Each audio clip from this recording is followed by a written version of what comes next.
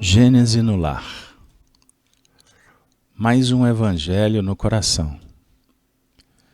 Manhã de bênçãos, manhã de paz, manhã de espiritualidade em nossas vidas. Rogamos, Senhor, que o nosso encontro possa favorecer o intercâmbio nas faixas superiores espirituais entre amigos. Que saudosos nos encontramos da Tua palavra, Jesus, que atravessou o tempo, o espaço e agora mais do que nunca, necessitados nos encontramos de acolhê-la como uma semente luz no domínio do coração.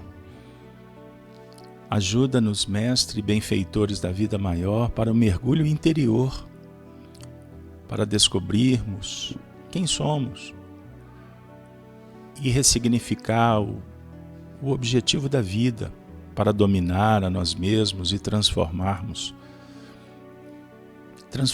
sempre em favor do bem, da justiça, da bondade, da harmonia, da beleza, esperança, fé, força interior. Vamos, Senhor, mudar o mundo com a Tua ajuda, com a Tua sacrossanta presença entre nós. Gênese no lar, Evangelho no coração, sempre nos surpreendendo. Então eu agradeço pela oportunidade, inclusive por você abrir as portas para a equipe da Casa de Kardec e Amélie Baudet. Poder estar com você nas manhãs tem nos auxiliado, nos alimentado em muito. Então vamos acolher juntos, de mãos dadas, humildemente, o que os Espíritos têm para nos dizer nesse instante bendito. Tema de hoje: doses apropriadas. Quando preparávamos, surgiu essa proposta. Me chamou muita atenção, porque é uma sabedoria antiga que diz que o que diferencia o remédio do veneno são as doses. Então vamos tentar discutir, ao nível do coração, essas medidas que precisamos adotar na vida. Nós vamos dar continuidade ao estudo que temos feito com Allan Kardec na sequência, por várias razões. Primeiro, divulgar a obra A Gênese, que é um livro que precisa de ser estudado.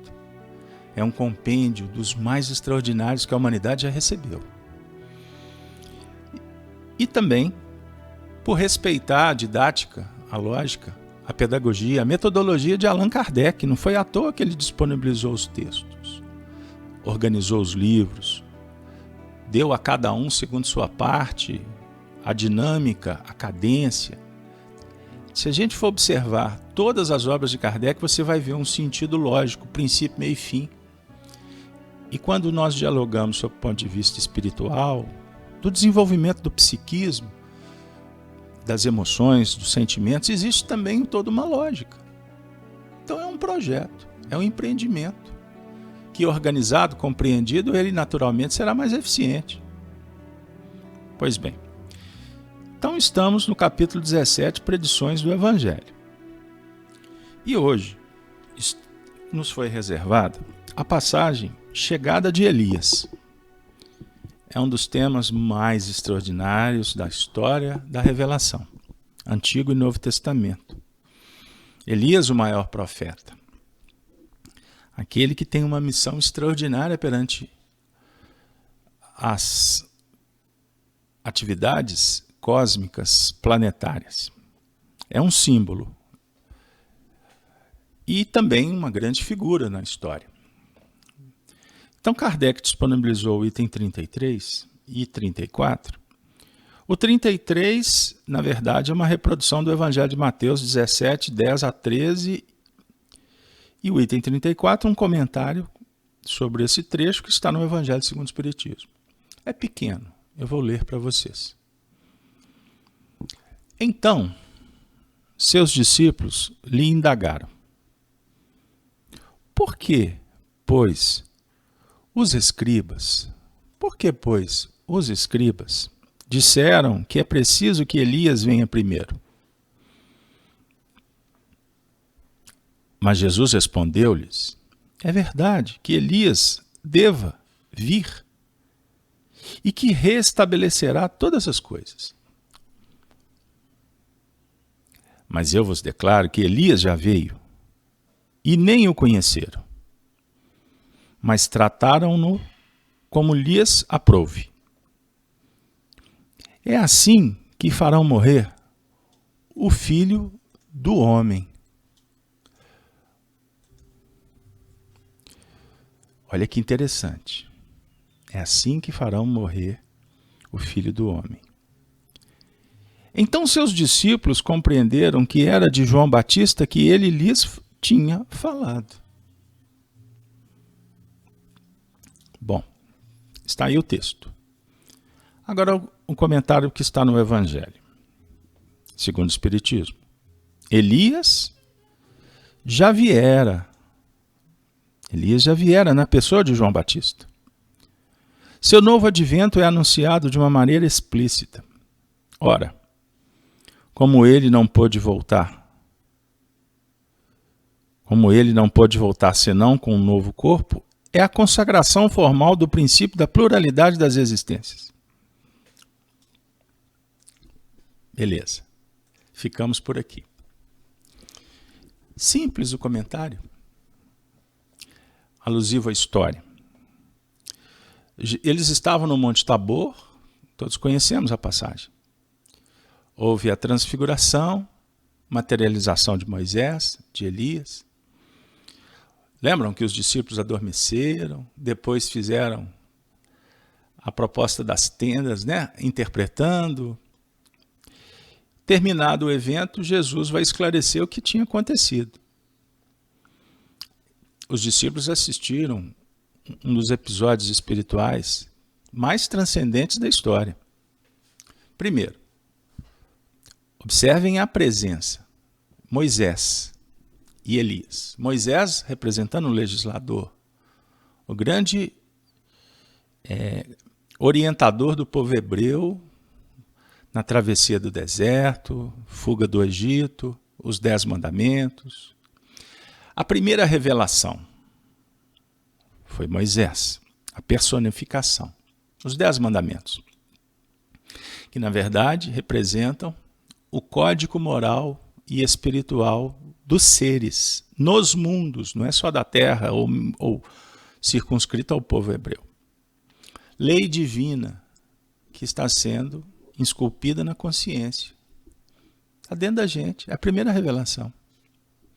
Não é uma revelação que vem de fora para dentro, embora com a sua orientação específica, mas é um diálogo sobre forças da alma, Deus, Espírito, progresso, virtude, está tudo dentro da gente a ser trabalhado, potencial da alma. O amor, a fraternidade, enfim. Jesus é a segunda revelação, a grande revelação do amor, que é essa conjugação desse projeto em nível prático, fazendo luz. Estou simplificando apenas para trazer a ideia do que representa Elias, o Antigo Testamento, os legisladores, os profetas, a lei. É um anúncio preparatório. É o que vai, na verdade, advogar, que vai cuidar, para que lá na frente as coisas tomem um rumo necessário. E isso se faz pela orientação, mas também pelas alertivas, pelo chamado, pelo cuidado, quanto à responsabilidade do ato do dever moral. Um papel exercido pelas religiões ao longo do tempo, sob o ponto de vista da proposta que encaminha os projetos da vida. Se não for vinculado à justiça e à moral, nós nos perdemos nos cipoais das elucubrações, do intelectualismo, das paixões. Então, Emmanuel, no livro Emmanuel, ele fala sobre um triângulo de forças.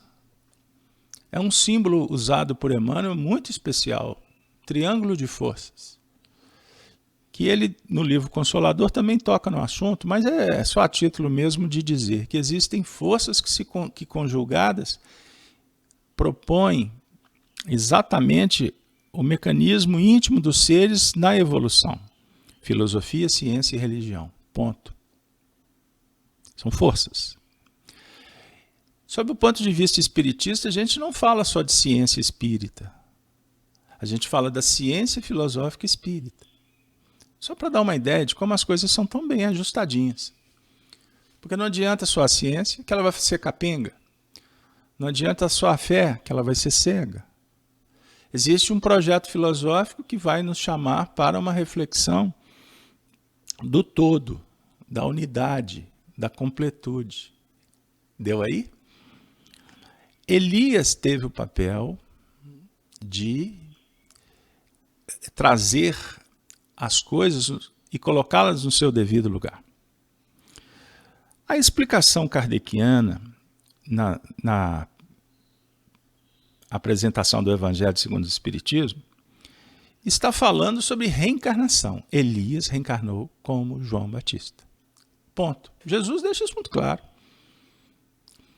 Os amigos de outras doutrinas vão dizer assim, não é bem isso, não é reencarnação, é o espírito de Elias que animava João Batista. Ou seja, o gênio Elias, o projeto Elias, a proposta, João Batista incorporou nos tempos de Jesus. Agora é tão bonito quando a gente vê Jesus falando que dos nascidos de mulher, João é o maior. Bom, se formos trabalhar numa linha biológica de evolução, de nascimento, vida e morte, Jesus está dizendo que então João Batista era maior do que Elias. Por que dar um peso tão importante para Elias, se lá na frente ele está dizendo que dos nascidos de mulher, João é maior? Mas nessa cadência evolutiva ele diz também que João no céu é o menor. Uai, mas coisa estranha. Não, é maior, menor, céu, terra, do que está se tratando? Linha evolutiva, progresso. Primeiro a lei sob o ponto de vista dessa operação no mundo prático. A consolidação dos valores. Numa segunda etapa, a sublimação. Então você faz um paralelo, justiça e amor, que dá para entender que ideia é essa. Jesus representa a lei maior, que é o amor. Que vamos dizer assim, didaticamente, é subdividida em outras leis, em outros princípios. Mas o amor sempre é maior. Então João Batista, Elias, profetas, revelações, leis, ensinos, doutrinas, estão vinculadas a um primeiro movimento, que precisa de ser ajustado pela maturidade, pela experiência, pela vivência, até se atingir a plenitude da conquista. Bom, mas o que isso tem a ver conosco? Agora que vai ficar bom. Aperte o cinto. O piloto não vai sumir. Esse advento é anunciado de uma maneira muito clara, por exemplo, sob o ponto de vista do Espiritismo e da era que nós estamos vivendo. 1857 apresenta o mundo espiritual uma terceira revelação. Qual é ela? A do Espírito. Então, nosso diálogo hoje é espiritual, porque nós já passamos por etapas importantes, imprescindíveis e que deixaram marcas no nosso aprendizado. Então, quando a gente fala hoje, por exemplo, de João Batista ou de Elias, nós não temos mais nenhum interesse de ficar discutindo questões puramente fisiológicas, históricas, sociológicas. O nosso diálogo com João Batista é trazer o João Batista para dentro da gente. Lembram o que João Batista falou? Arrependei-vos, porque é chegado o reino dos céus. Olha que legal. Ele está falando do movimento necessário que precisamos empreender para domar as nossas más inclinações, para ajustar as nossas emoções, para termos ações mais efetivas. E para isso a gente precisa de estudar o fenômeno, ou seja, desenvolver conhecimento e inteligência para aplicar na medida correta. Observemos João Batista não como aquela figura que se tornou mitológica, né? Aquele homem lá do deserto, com aquelas roupas típicas, né? Bravo, batendo de frente com sistemas, né? Brigando com Herodes. Não. Isso para nós foi uma figura importante, mas agora está dialogando com outro movimento interior. Que nós precisamos de energia, precisamos de força vigorosa para conter os ímpetos. Mas precisamos trabalhar virtudes para que esta luta não seja uma luta feroz e que traga culpa ou medo. Não. É um desafio natural, como o mesmo que você senta para fazer uma equação matemática, para pagar a conta da padaria. O fenômeno é o mesmo: entendimento, inteligência e aplicação. Quando ele se torna difícil? É quando a gente permite colocar as emoções à frente, os sentimentos impulsionando sem uma jurisdição correta, devida. Então João Batista entra como um psicólogo, como um educador. Elias figura como uma voz que clama, dizendo assim: vamos colocar cada coisa no seu devido lugar? Vamos organizar, sabe? Vamos organizar essa bagunça, para essa bagunça pelo menos ficar organizada. E daqui a pouco a gente parte para um contexto de uma prudência que nos dá base, que nos dá sustentação para desenvolver um projeto de vida que nos traga mais paz, menos guerra, menos conflito. Então, meus amigos, João Batista, nessa manhã, bate no meu coração com muito carinho. Chega para nós com uma proposta chamada temperança, que é uma virtude a ser trabalhada. Temperar a vida. E aí, diga-se de passagem, eu como um pretenso bom mineiro, vou recordar das tradições de Minas Gerais, que afirmam por aí que tem uma das culinárias mais ricas, mais saborosas do Brasil. O mineiro na cozinha sabe temperar, porque o tempero é tudo na alimentação. E observe que não é novidade de mineirês. Foi Jesus quem falou sobre o tempero. Por que não recordar? Vós sois o sal da terra. O sal não pode ser para lá nem para cá, tem que ser a medida correta. Aliás, eu vou brincar com as minhas amigas. Bom dia, viu, pessoal? Você que está na cozinha fazendo café. Sabe que existem 3 coisas que matam na cozinha? Óleo, sal e açúcar. Usa de uma forma desmedida. O que vai acontecer? Pois é. Então, vocês observem para as doceiras, que tem doce que você coloca sal. Da mesma maneira, tem comida salgada que você tem que dar uma ajustada com açúcar.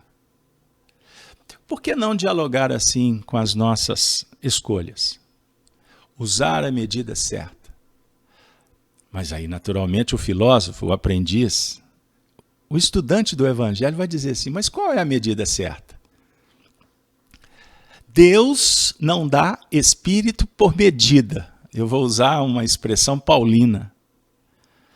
Porque a medida do homem é diferente da medida de Deus. A nossa medida, ela atende mais à ilusão. Como eu bato muito na tecla, né? Nossa medida é o número, é a quantidade. Né? A gente quer o resultado. E, aliás, nós vivemos no século XXI, que é o mundo do know-how.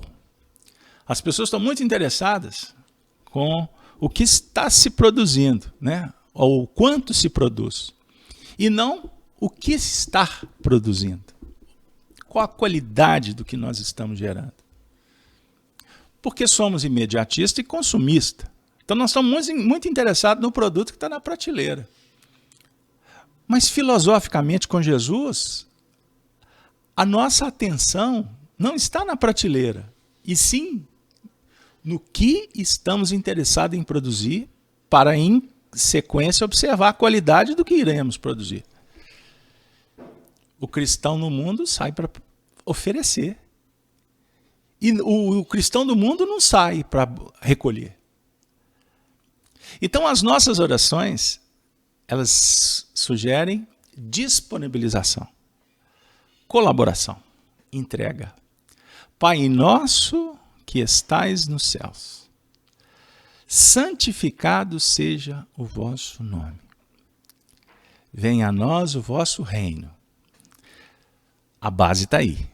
Precisamos do Pai, precisamos da vida, valorizando, reconhecendo. Aí a sequência diz, o pão nosso. O pão nosso. O pão nosso de cada dia, dai-nos hoje. Nós estamos pedindo para o produto vir da padaria prontinho? Ou nós estamos dialogando com Deus no intuito de produção do pão? E essa produção é pessoal. Senhor, me conceda a oportunidade de produzir o pão de cada dia. Isso é extraordinário. O papo nosso, ele caminha para um território de muita tranquilidade. O Evangelho é esperança. O Evangelho não é uma proposta em que vamos recolher por sermos apenas beneficiários. Nós vamos amealhar conforme a nossa produção. Isso garante o seguinte, você é filho de Deus, você tem potencial, a vida te dá os recursos, só te compete agora, põe em prática. Na medida justa. Procurando o tempo todo descobrir se é para mais ou se é para menos. O que não vale no Evangelho é o meio termo. Por isso que no Apocalipse nós vamos encontrar aquela expressão. Frio ou quente, porque morno, vomitar-te-ei. Não serve. Política da boa convivência. Sabe aquelas histórias de mimimi da internet? Eu finjo que está tudo bem. Aí existe o corretamente político. Aqui você usa um discurso, acolá um outro discurso. Falta o quê? Posicionamento, porque não há ideias próprias. Não há individualização. Não há consciência. Isso nos falta. E com isso a gente fica joguete do povo. Joguete daquelas ideias que acalentam muito mais as nossas vaidades. Aí a gente vai escutar frases assim, o povo gosta, o povo gosta. Nós não estamos mais nessa fase. Embora compreendendo os movimentos naturais da evolução e respeitosamente orando por todos.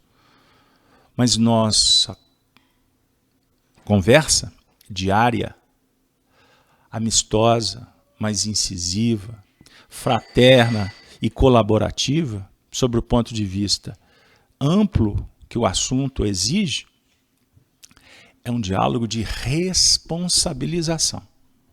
Isso nós não podemos terceirizar. Compete a nós outros usar a medida correta. E dentro desta análise singela, amorosa, nós vamos pedir ajuda àquele professor que tem nos visitado todas as manhãs. Ah, você já sabe quem é. Emmanuel, esse amigo tão carinhoso que nos acompanha muitas vezes nas nossas atividades pessoais, é verdade. Os espíritos nos ajudam muito nas tarefas do lar, nos empreendimentos doutrinários. Ou você pensa que quando está dando uma aula, cuidando de um aluno, você está só? Ou lidando com aquele vizinho, com uma problemática complexa, os espíritos estão conosco, nos motivando, nos inspirando, muitas vezes nos dando até uma medida para a gente poder escolher se vai adotar ou não. Então, Emmanuel traz uma página, através de Chico Xavier, extraordinária, gente. Eu me sinto, peço desculpas, porque me empolgo. Emmanuel dialoga de uma forma tão clara que a gente fica, certa feita, com vergonha por não conseguir entender coisas tão simples que ele nos ajuda. E hoje não será diferente. A página é intitulada Dádivas Espirituais. Está no livro Caminho, Verdade e Vida. Diz assim Emmanuel: E descendo eles do monte, Jesus lhes ordenou, dizendo: Ninguém conteis a visão, até que o Filho do Homem ressuscite dentre os mortos. Para apresentar a página, eles estavam no Monte Tabor. Eles tinham assistido exatamente o fato narrado e comentado da apresentação de Moisés e Elias e a figura de João Batista. Então foi um momento transcendente, em que o mestre fala para os discípulos para que eles guardassem, porque esse valor, esta experiência, era de cada um deles. E que nós temos que tomar muito cuidado ao dividir. Se o nosso papo é sobre medida, você vai adotar, só para ajustar o contexto. Você tem que tomar uma decisão. Então você vai usar uma medida. Essa medida é sua. Ela não é do outro. E nem sempre é possível você dividir o porquê, como, quando, qual a motivação dessa medida, porque tem a ver com a sua história, com a sua maneira de perceber. Esse é o detalhe importante, que esta lição se transforma numa joia especial. Então vamos mergulhar mais. Se o homem, afirma Emmanuel, necessita de grande prudência nos atos da vida comum, maior vigilância se exige da criatura no trato com a esfera espiritual. É o próprio Mestre Divino quem nolo exemplifica. Tendo conduzido Tiago, Pedro e João às maravilhosas revelações do Tabor, onde se transfigurou ao olhar dos companheiros, junto de gloriosos emissários do plano superior, recomenda solícito: a ninguém conteis a visão, até que o Filho do Homem seja ressuscitado dos mortos. Amiga, amigo, o Mestre não determinou a mentira. Entretanto, aconselhou se guardasse a verdade para a ocasião oportuna. Cada situação reclama certa cota de conhecimento. Sabia Jesus que a narrativa prematura da sublime visão poderia despertar incompreensões e sarcasmos nas conversações vulgares e ociosas? Não esqueçamos que todos nós estamos marchando para Deus, salientando-se, porém, que os caminhos não são os mesmos para todos. Se guardas contigo preciosa experiência espiritual, indubitavelmente poderás usá-las todos os dias, utilizando-a em doses apropriadas, a fim de auxiliares a cada um dos que te cercam, na posição particularizada em que se encontram. Mas não barateis o que a esfera mais alta te concedeu, entregando a dádiva às incompreensões criminosas, porque tudo o que se conquista do céu é realização intransferível.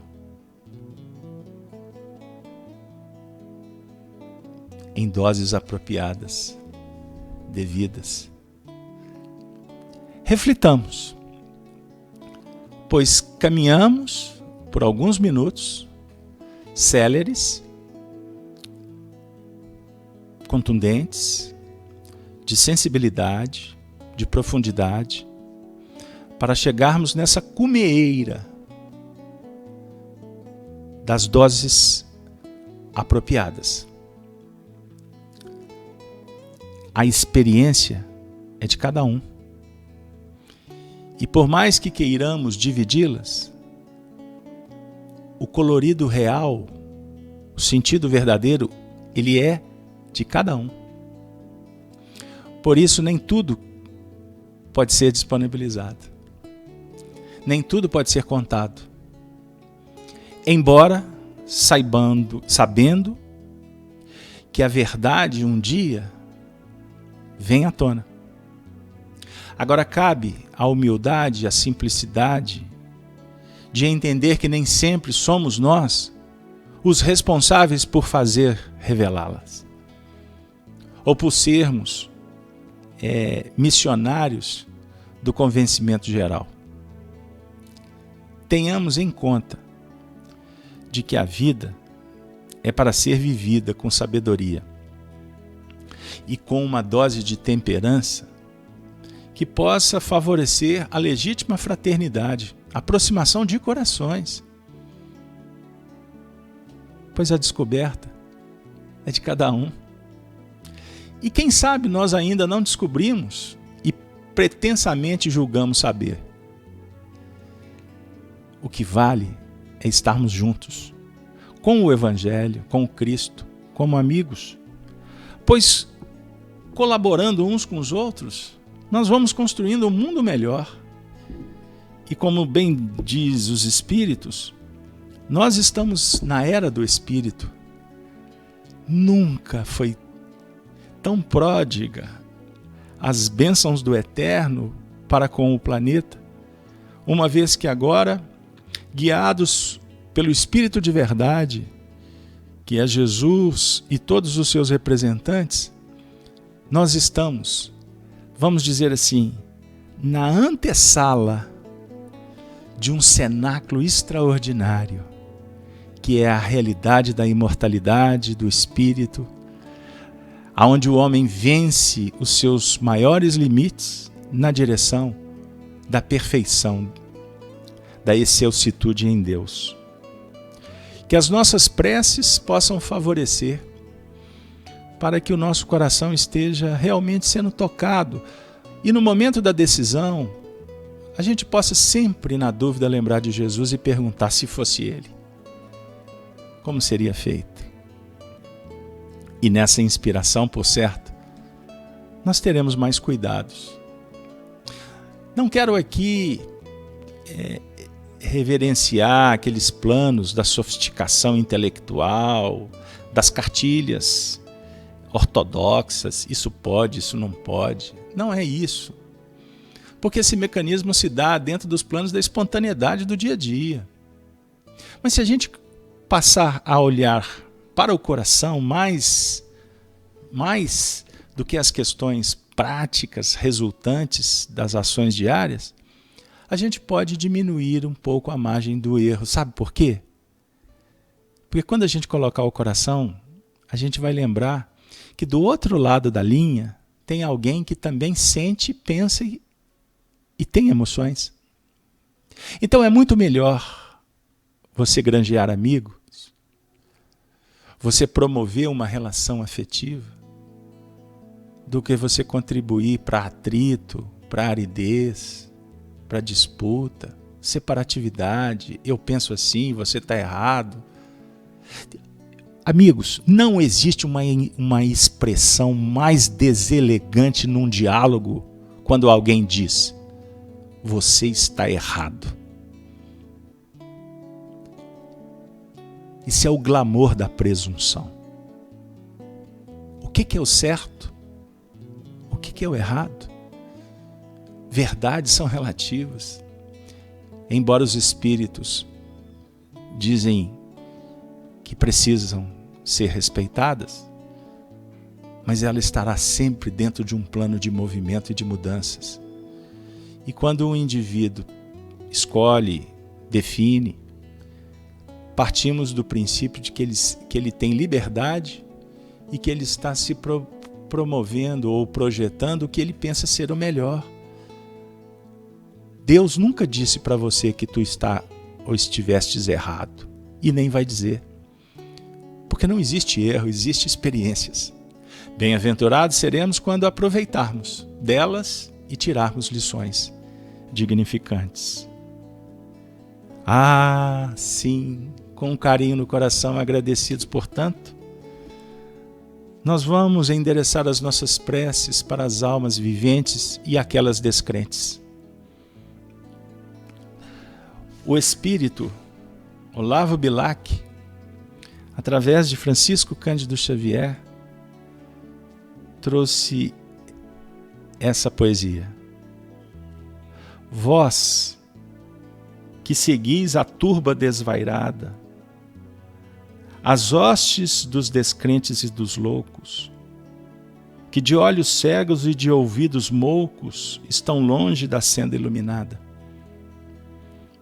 Retrocedei dos vossos mundos ocos, começai outra vida em nova estrada, sem a ideia falaz do grande nada, que entorpece, envenena e mata aos poucos.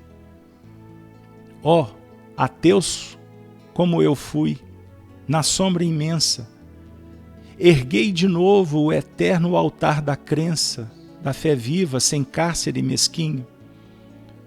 Banhai-vos na divina claridade, que promana das luzes da verdade só o eterno na glória do caminho, para superarmos esse cárcere mesquinho, esse ninho que agasalha a ilusão. Que o Evangelho possa nos banhar, que o Evangelho possa nos irmanar, que o Evangelho possa encaminhar uma vida pródiga de bênçãos para todos, hoje, agora e sempre. Que tenhamos um dia de muita alegria e que a nossa medida possa ser a medida da caridade. Aí não tem errada, né? Com a caridade a gente aquece a alma e estimula o coração para a prática do bem verdadeiro. Muito obrigado a todos. Desejo um dia de muita paz. Ave Cristo. Ave Cristo.